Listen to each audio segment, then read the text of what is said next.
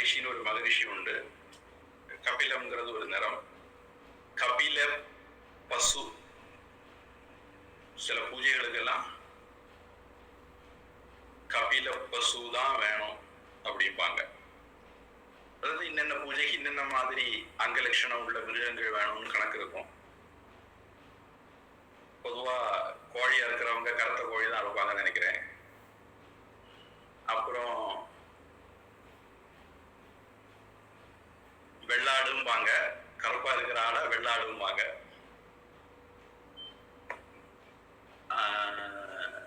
காராம்பசுன்னு சொல்லுவாங்க. கருப்பா இருக்கிற பசுவுக்கு காராம்பசுன்னு பேரு. பொதுவாக வேள்விகளுக்கெல்லாம் விசேஷம். நான் என்னுடைய ஞாபகம் சரியா இருந்தா காராம் பசுவினுடைய சாணியை எடுத்துதான் திருநீர் பண்ணணும். சும்மா எல்லா பசுவினுடைய சாணியை எடுத்து பண்ண முடியாது. காராம் பசுவுக்கு ஒரு விசேஷம் இருக்கு.